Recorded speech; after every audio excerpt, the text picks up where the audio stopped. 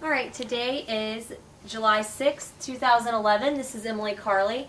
I'm here in Douglasville, Georgia with Mr. Elmer Eugene Browning, goes by Gene. And Mr. Browning, you were in the Army Air Corps? Right, I was in the old Army Air Corps. In the 8th Air Force, 401st Bomb Group, 615th Squadron. Right. As a B-17, you were in a B-17 and you were a ball turret gunner? Right, that's what I was. All right, well, where are you from originally, Mr. Browning? I'm originally from Danville, Illinois, and I was born September 10th, 1924. Okay, well, tell me how you got into the service. I went in the service in February of 1943, and I took basic training in St. Petersburg, Florida. I'd never been out of the state of Illinois before, and just a kid, I was scared to death. Did you enlist or were you drafted? I enlisted because I figured I'd get my choice of what I wanted to be in. And why were you interested in the Army Air Corps? Well, I just thought I didn't want to be in the infantry, so I took the Army Air Corps, not knowing what I was getting into. But I took basic training in St. Petersburg, Florida, and then went to mechanic school in Gulfport, Mississippi. Why did they have you in mechanic school? Pardon? Why did they have you in mechanic school? Well, they had, we went through different phases, and they took, I guess, whatever you get made the best grade in, that's where you headed. But after I got through mechanic school, I didn't want to be an aircraft mechanic. And I saw this sign on the bulletin board where they wanted gunners. And I thought, boy, that is for me, not realizing what I was getting into. So I went from there to Kingman, Arizona, and went through gunnery training. Tell me about gunnery training. What did that entail? Well, that was, we fired everything from 50 caliber machine guns out at moving targets to shotguns and our machine guns and everything. But it was a lot different than I had ever experienced growing up as a kid in Illinois. But then they sent us to Salt Lake City to be assigned to a crew. That's when I met the best bunch of people I ever met in my life. Well, did you have training on the gun in the air before you joined your crew, or is that when you started that kind of training? Well, we fired from the ground and also from aircraft flying over tow targets. And it was pretty interesting, and back then they even had us sitting in a ball turret mounted up on a platform, and we fired it at aircraft flying across the screen in front of us. It was just like being in a sideshow when shooting at these aircraft, not realizing what real life was going to be like when we got over there. So you joined your crew in Salt Lake City? Right. That's where I first met the rest of the crew. And from there we went to Dyersburg, Tennessee, where we started flying sometimes in a formation. Sometimes we flew in an aircraft all by ourselves. But it was pretty interesting because we flew one day, we left Dyersburg and went to Waco, Texas. And on the way back, we ran into a real bad storm. And we finally about run out of gas, but we landed back at our base in Dyersburg. But it was, I'll have to say, it was an interesting experience for a young kid that had never been out of state of Illinois before. So how long did all of this training last? Well, we was in Dyersburg for just a couple of months, and then went to Kearney, Nebraska, and picked up a brand new B-17 and flew from there to Manchester, New Hampshire, and just spent a night or two in there, and then we went up through Labrador and Iceland and across the Atlantic and landed in about 12 miles from Belfast, Ireland. And was that a pretty uneventful trip over to Ireland, or? It was pretty cold traveling across the North Atlantic. When we got in Ireland, they took our brand new B-17 away from us, and we went from ship across to the northern part of England, and we ended up at a place they called the Wash. From there, we just a few days, and then was assigned to the 401st Bomb Group, 615th Squadron. We was there just a few days and put on flying status, and we flew our first mission. Had this group already been flying missions prior to your arrival, or was this a new group that was formed? Well, we had never flown any missions until we got over there, and No, but the 401st Bomb Group, was that newly formed when you got there? Or Yeah. had it been flying missions? it was already formed. We was a replacement crew for a crew that had gotten shot down. So that we started flying, and they flew us pretty regular, because we flew from the latter part of April till sometime in October. I think we flew our last one. We flew 32 missions, and we flew 3 other missions besides our combat missions. We flew 3 of them over the English Channel looking for survivors that had ditched. And so this was April of what year? 1944. To October of 44? And then we finished in that same year in October, and we came back on the Queen Mary across the Atlantic Ocean. Well, tell me about some of your most memorable missions. Well, I'll tell you, the worst one was Dessau.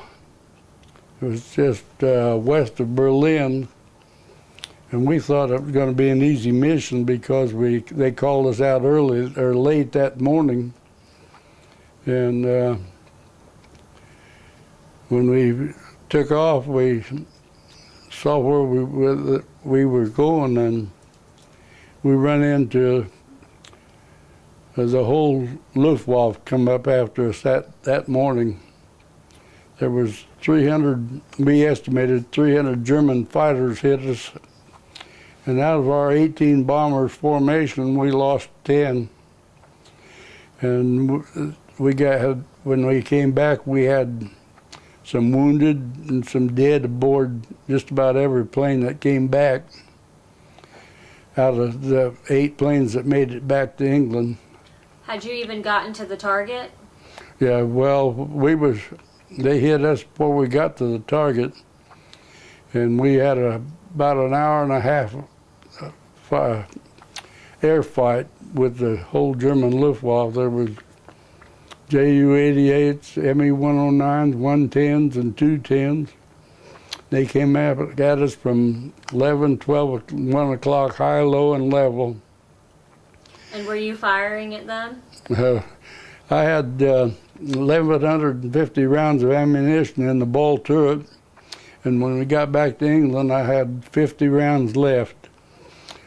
So I figured that had it lasted much longer, I would have run out of ammunition altogether. Were you able to hit any of the Luftwaffe? Did I hit any?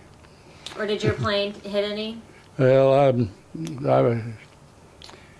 I think in the book that we had published, I said that I'd shot down 2, but I'm sure that not being able to brag about it, but I felt like I'd shot down probably about 5 or 6 more besides that. So you said on every plane that came back somebody was injured or killed. What about your plane? We had a replacement tail gunner fly with us that day, and he was hit by an ME-109 that came over the right wing and blasted into the tail position. And I had given him my flak helmet, and I feel that that was the only thing that saved his life, because when we got back to England and he went to the hospital, and they took 5 pieces of shrapnel out of the back of his head.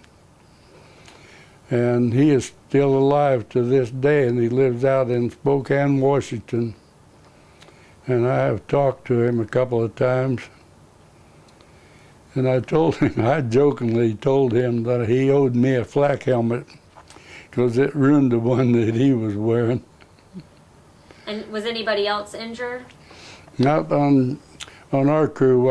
The reason we had a replacement tail gunner because our tail gunner was in the hospital with frostbite from having his oxygen mask too tight prior to that.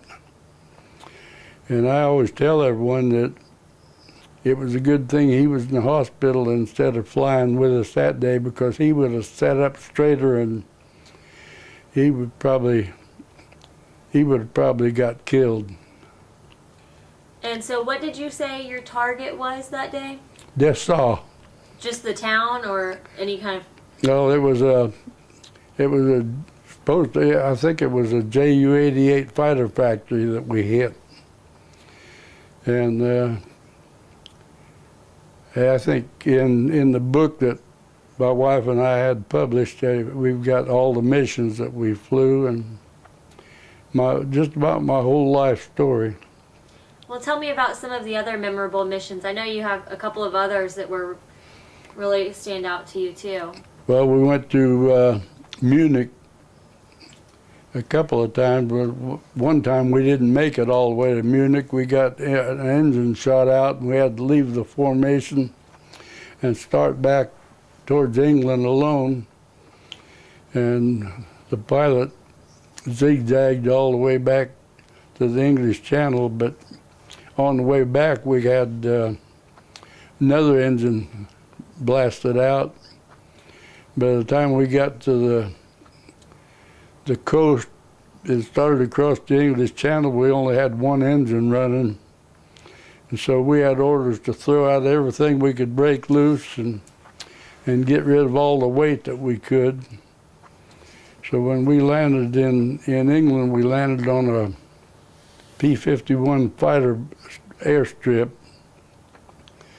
And we rolled probably about 50 yards, and that last engine blew up. And about that time, a commanding officer of that fighter base came out in a Jeep hollering, "Get that big thing off of the runway," because he had some of his fighters coming in to land. And our pilot said, "If you want it moved, you're going to have to move it, because only the man up above brought us across that English Channel." And the colonel took a look at that plane, and he said, "My God, man, how did you ever get back here anyway?" So he had to send a half-track out and tow it over out of the way. Were you hit by flak? Is that what took the 2 engines out? Flak, yeah, and aircraft fire. But took a while to get a phone call back to our bomb group before they sent a plane back down for us to take us back up. And I remember when I walked in the barracks, they'd already heard that we had got shot down, and they had already started dividing all of our clothes and everything. And when I walked in, I said, all right, put my clothes back, 'cause here I am. But it was, I can laugh about it now, but back then it wasn't at all funny. And didn't you have another one where, if I recall correctly, your wife was telling me, where you almost fell out? Pardon? Wasn't there a story where you almost fell out Oh, of the plane? Tell yeah. me that mission. I had crawled up out of the ball turret to stretch and kind of get the kinks worked out. And I crawled back in, and I thought I had the hatch closed, but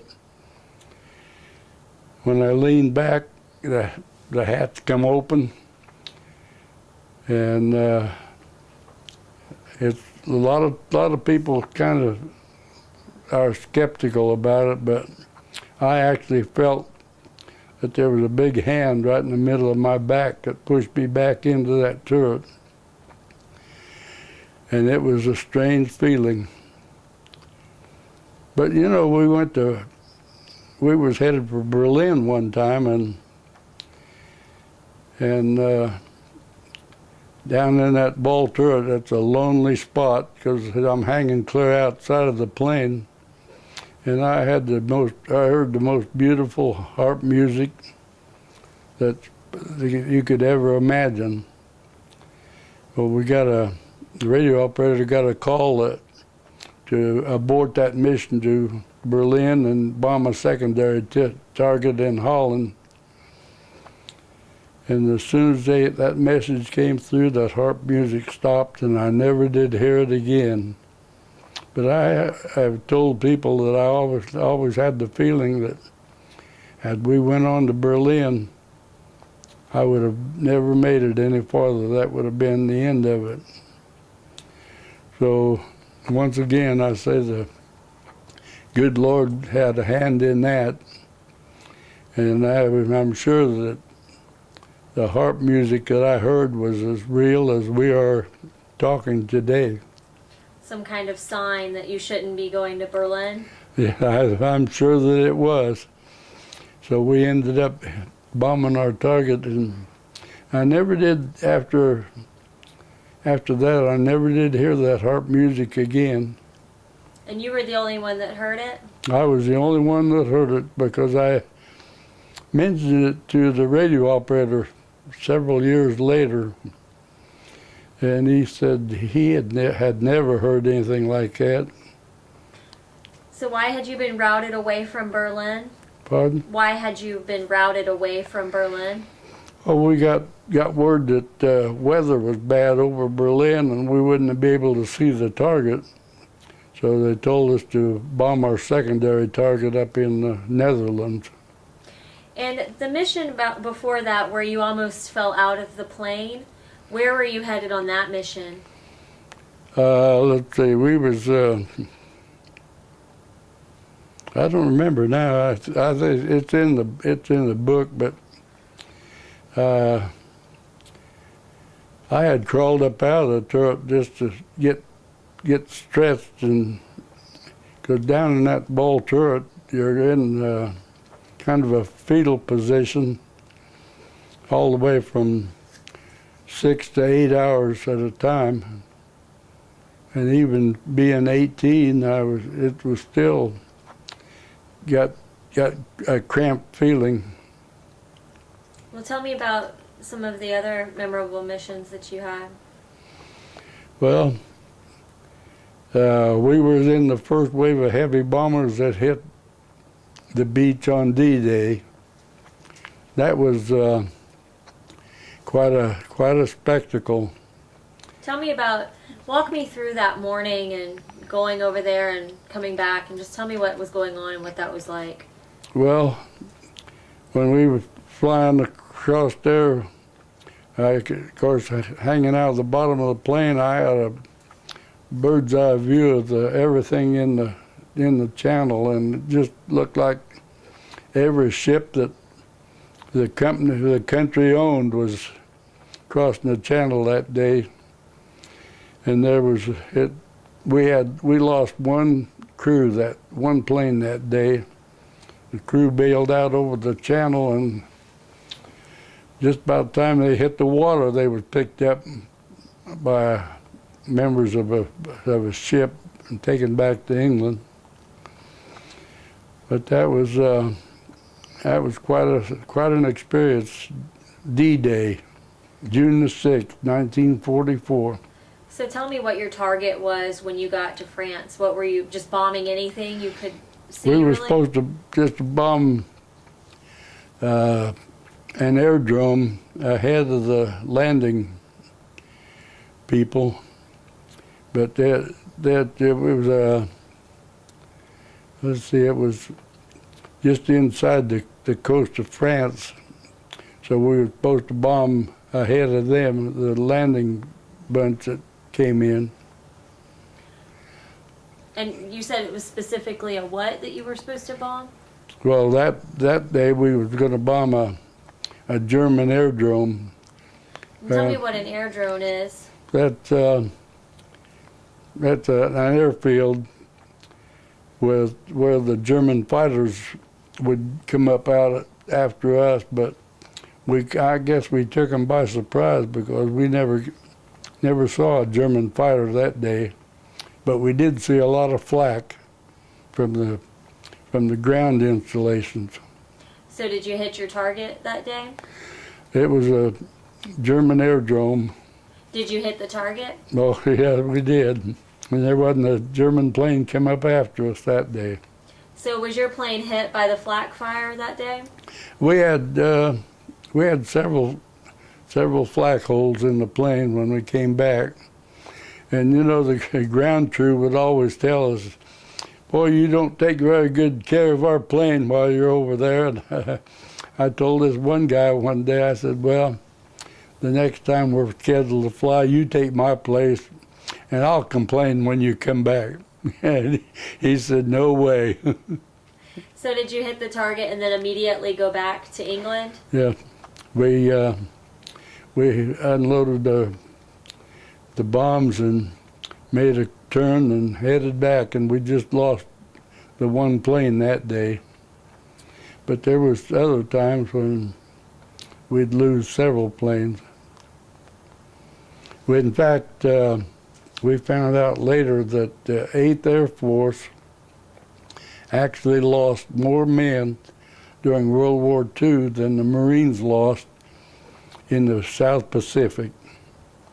And that was a surprise, but I've got a book that backs that up.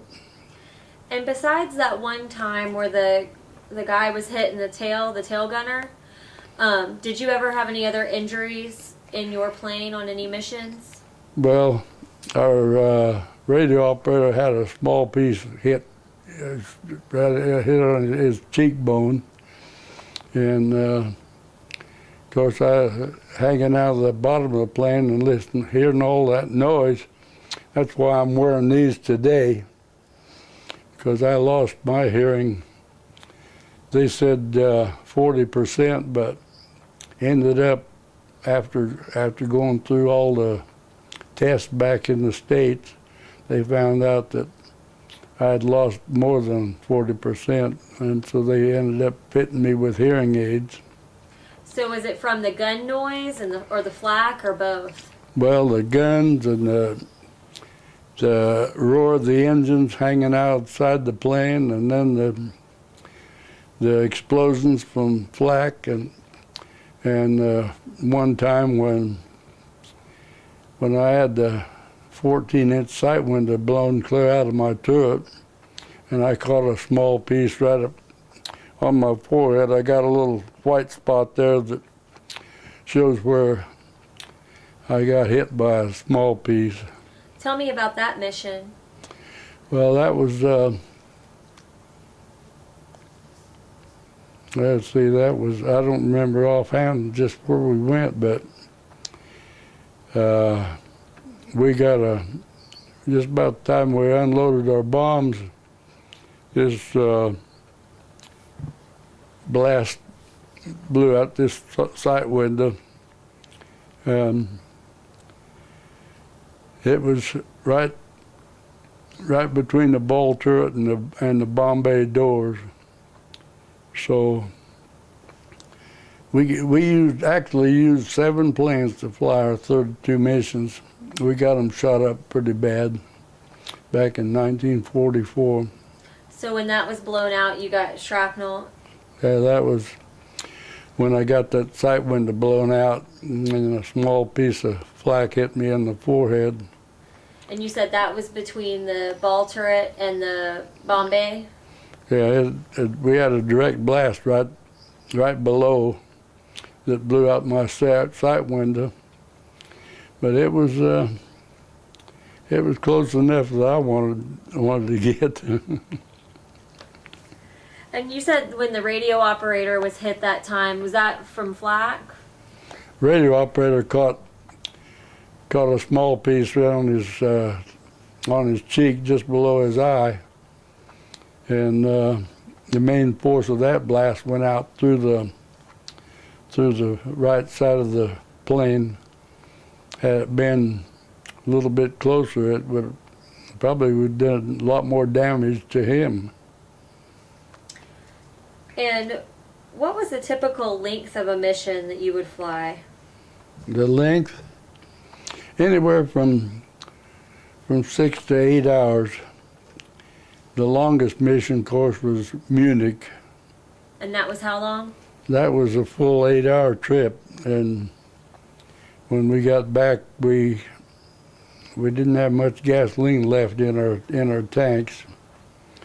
But back then, they had the main tank, the auxiliary tanks, and then what they called the Tokyo tank was out towards the wingtip. So we had a full load of fuel when we left England that morning. And what was it like in the plane? You talked about one of the guys getting frostbite. And so what was... It was, they said that it was about 32 degrees below zero at 25,000 feet. And so what kind of gear did you have? Well, we had electric heated suits back then. When we went over, they gave us fleece line jacket and fleece line pants. But when we got over there, it was they gave us electric heated suits, and so we didn't have to wear the fleece line heavy clothes anymore.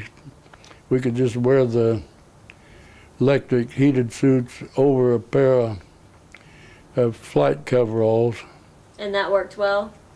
Pardon? That worked well? Did that work pretty well? It worked real well. In fact, when we got hit by the 300 German fighters, I reached down and unplugged mine because I had enough body heat to keep me warm. In fact, I had icicles hanging off of my chin from just the excitement of it all, I guess. And what were your typical targets? I know you mentioned a couple of them, but... Well, we back in '44, we hit a lot of targets in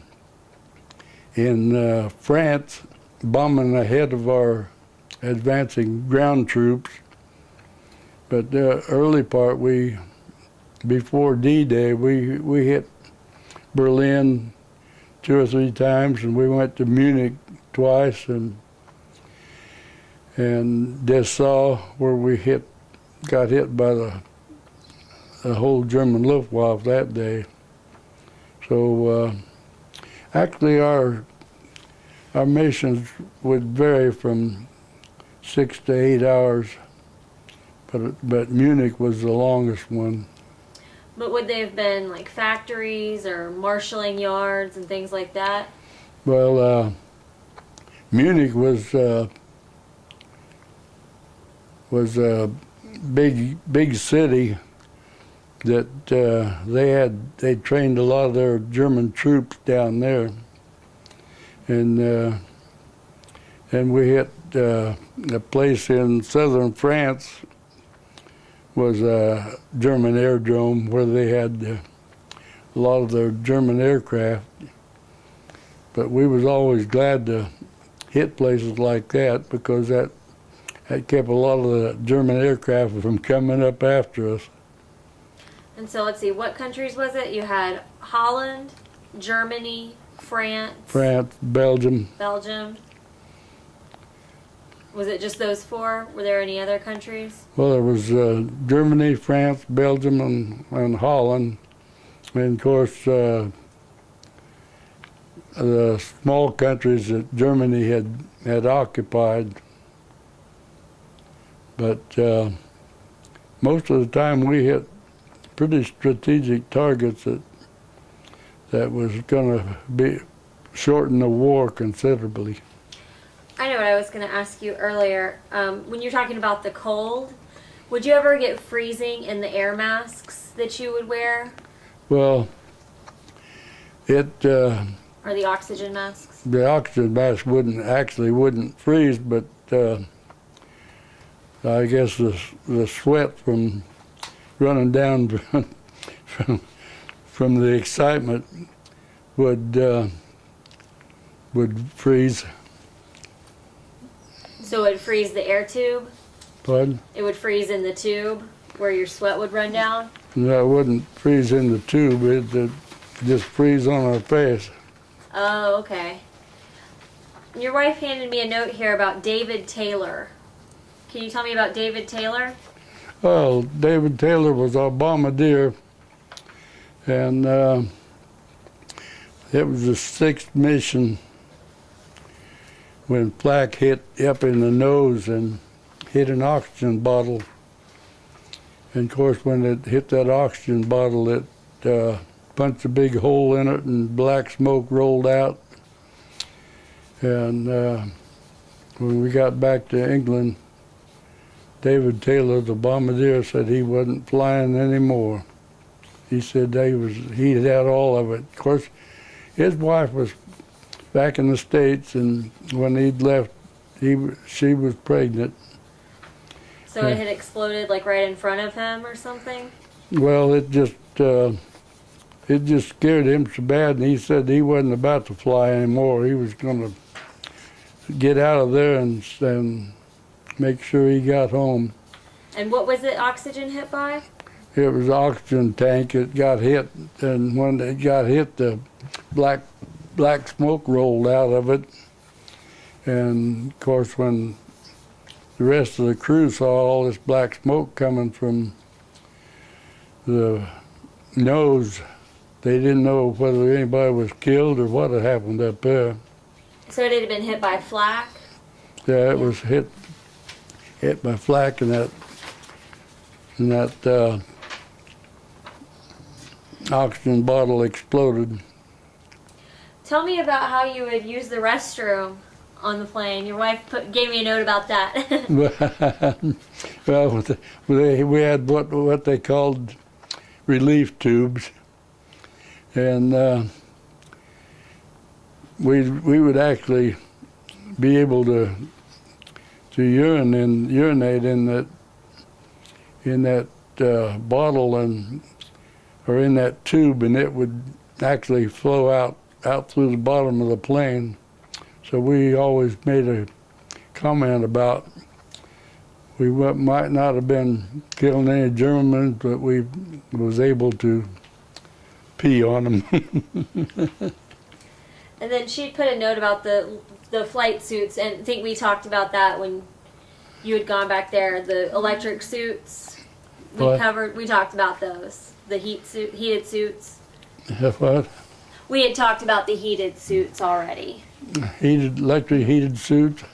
And what kind of bombs did the B-17 carry?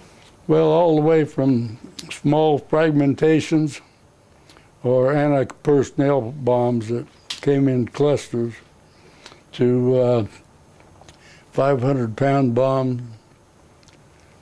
And I think at one trip we made, we carried two 1,000-pound bombs, one on each side of the bomb bay. But when they flipped a toggle switch and dropped the bombs, that it took all the weight out of it, and that plane would actually jump straight up in the air about 50 feet or so. So the bombs would just depend on what the mission was? Yeah, it depended on where we was going, what we was going to hit, the type of bombs that we carried. Tell me how many men were in a B-17? But How many men were in a B-17? we had 10 to start with, and then when the bombardier refused to fly, then when we approached the target, one of the waist gunners would go up and flip the switch to open the bomb bay doors, and then all he had to do was see when the rest of the planes dropped their bombs, he'd flip a toggle switch and drop our load. And did any of the other guys on the plane ever have any problems, like the bombardier, where they just couldn't? Well, his nerves just shattered, and he just gave up. But and of course our regular tail gunner had frostbite and was in the hospital that one trip, so our replacement tail gunner was hit. But we still keep in contact. Once in a while he'll call me or I'll call him. And where did you say your base was in England? It was Deanthorpe, Bennyfield actually, and it was just about 12 miles from Kettering, 75 miles north of London. And how, you said you went on 32 missions? The actual 32 combat missions. We flew 3 other missions out over the English Channel looking for survivors. For other planes that had gone down? That for planes that had gone down in the Channel, or their crew had bailed out, and we were in lifeboats. Were you ever able to locate any of them in the Channel? Well, we thought a couple of times that we had seen some in life raft. So what we'd do, we'd go back and report what we saw, and then they'd send out a rescue plane to pick up the survivors. So these were independent of your combat missions. You went out on these We just for that purpose? we flew all of our missions out of the same aerodrome. But those, where you were looking for survivors, those were completely independent of the 32 combat missions? Well, they were some that had their plane had gone down into the Channel, and they were in life rafts. But you weren't coming back from other missions when you did this. It was No, those totally were separate. Okay. They were separate. Our actually combat missions, we flew 32. Were there ever any air attacks on your air base in England? Any what? Air attacks, bombings, or strafings? Or We had several air raid warnings where we'd get up and go into an air raid shelter, and then till an all clear sounded. Then it finally got to where instead of getting out of our bunk and going to an air raid shelter, we'd just put our flak helmet on and lay back down and hope for the best. What about buzz bombs? Buzz bombs? Did you ever experience those? Only up down around London they hit there. We went down London one time, thought we was going to take a little vacation weekend, and of course London was blacked out completely, and we were in the pub when we got the word that there'd be buzz bombs coming. But I never went back to London again. That one trip was enough for me. Did you have blackout conditions on your base? We was blacked out completely. We wasn't allowed any light to be shown anywhere. And I'll tell you, when you're over there and it's dark, it is black as the inside of a cow. And how often did you fly missions? Well, sometimes we'd fly 2 or 3 in a row, and sometimes it'd be 2 or 3 days between missions. So it all depends on, out of the 3 squadrons that in our bomb group, they was sometimes our squadron wouldn't fly at all, and the other 2 squadrons would. Sometimes we'd be mixed with the other squads. And what would you do during your downtime when you weren't flying missions? What would we do? We'd go get drunk. There was a couple of small villages just a little ways from our bomb group, and they had, each one of them would have 2 or 3 pubs, and we would always manage to get in there and empty their. They had a bottle, 3 bottles hanging upside down, and that was all they was allowed each day was 1 gin, 1 scotch, and 1 wine. And then they had a barrel of beer, and when they was empty, the pub keeper would say, "Oh, what, Mark, you've had it. Good night, good night." It meant it was time for us to get out of there. Tell me about getting up for a mission and getting ready and briefing and everything. Well, they would come in and blow a whistle and start calling out the pilot's name of the crew that would be flying that day. And when they'd call out our pilot's name, we'd jump up and get dressed and go right to the mess hall, and we'd eat breakfast and then go to the armament building and get our gun barrels and go out to the plane and put our gun barrels in place and set our solenoids. And of course it was pitch dark, and we'd have to just do it all by the sound. And so what time would they get you up in the morning? Well, it varied. It depended on how far we was going to go, and in fact on D-Day, June the 6th, the tail gunner and I had been in Kettering and had visited about every pub in town, and we caught the last bus back out the base that night, and was sitting there about half asleep and pretty well soaked, and it happened the first sergeant from our squadron reached over and pecked me on the shoulder and said, "Sarge, are you flying today?" And I said, "I don't know." And he said, "Looked like there's quite a crowd at the mess hall. You better get off and see." And tail gunner and I got off the bus and walked in, and our crew had already had breakfast, wondering where we were at. So what did you know about D-Day? What did I? What had they told you about the invasion to brief you on that?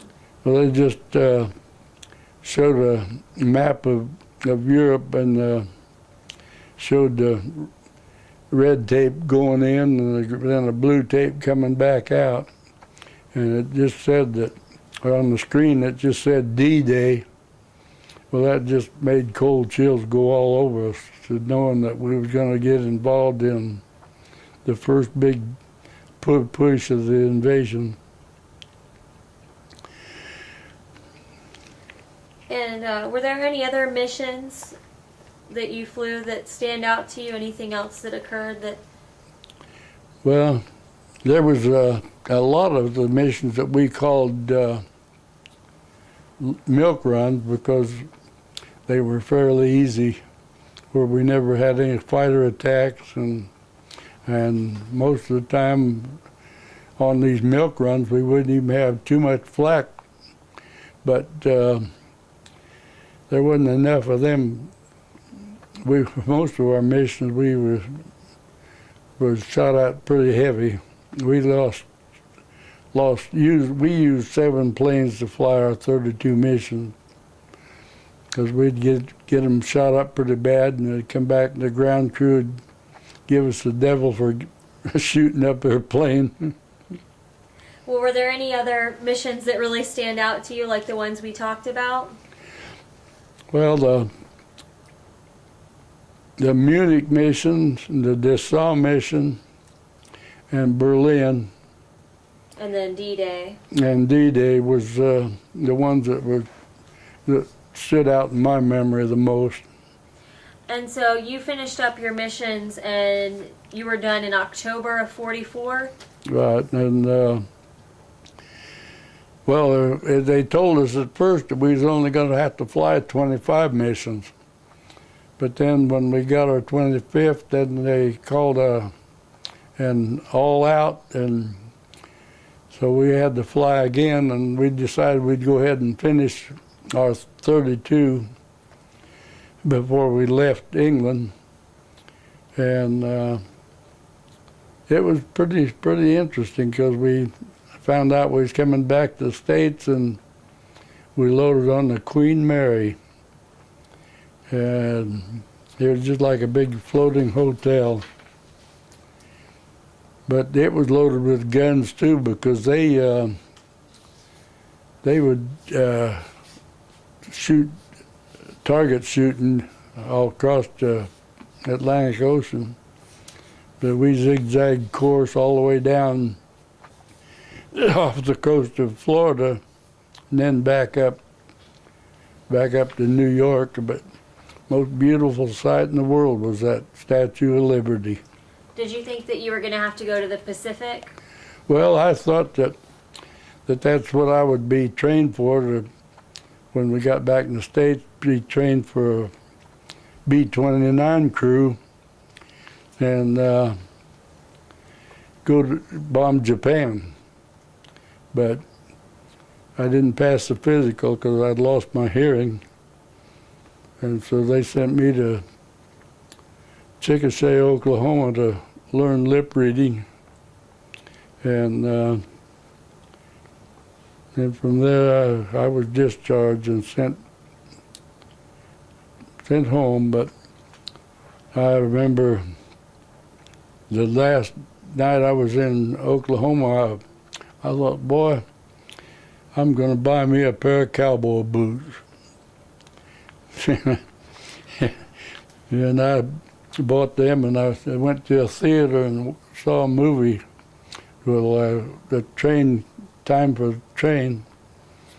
But we got on the train and headed towards Chicago, and I was in full uniform except my shoes. I had on cowboy boots. A couple of MPs come down through the train, and boy, that one got all over me about being out of uniform, wearing cowboy boots. So he said, "Where's your traveling orders?" And I reached my pocket and I pulled out my discharge paper and handed it to him. He said, "You gotta be one lucky son of a gun get." So what about the rest of your crew? Did they continue on in the service? Well, we all finished the same time. That they kept a tail gunner over there training other tail gunners before they started flying. And then I never saw any more of them till back in the States, and I did go down and visit the tail gunner down in Starkville, Mississippi, and I visited the pilot before he passed away out in California. I wanted to go back to the beginning when you were talking about training, and you would be in the plane training and things like that. Well, were there ever any training accidents? that you recall? Well, out in, I think it was out in Arizona when we started flying a little bit, and then in Dyersburg, Tennessee, we started flying some close order formation. We had a few planes that run into each other and crashed in a swamp down in Mississippi. But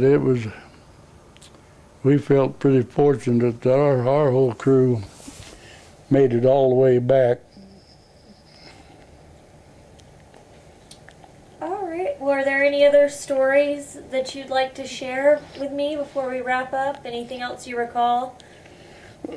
Well, I can't think of anything just offhand.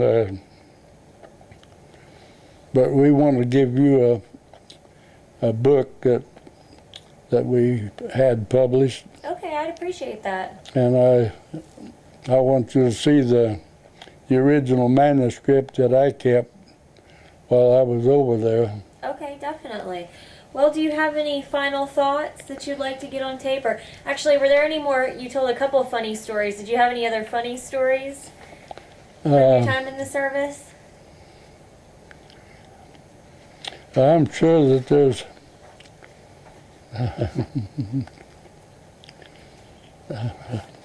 there's some that might not be too funny to anybody else, but you know, even when you're in combat, there's things that happen that you never forget. Is there anything you'd like to share with us? Well, let's see, I can't think of anything just right now. Well, I do have a note here that said, I knew you said that you came back and you thought you were going to be training to go to the Pacific, but your hearing caused you not to do that. And then something about the B-26 that carried the atomic bomb. Were you going to be trained for that plane? Well, that's what I thought I'd be trained for a B-29. Oh, B-29. To fly over Japan, but I guess it just wasn't to be. All right. Well, are there any other stories? Did you think of any that you'd like to share? No, I can't think of anything right now. Okay. Well, I really thank you for sitting down with me today and sharing your stories. I know it was kind of last minute, so I appreciate you inviting me in here and letting me talk to you about this. And thank you so much for your service to the country and your participation with Witness to War. We certainly appreciate it. So. Well, I appreciate you coming by, and I wish I could think of a lot more to tell you, but... Well, you did a great job. You had some great stories, and I appreciate hearing them. So thank you very much. Well, thank you for having me.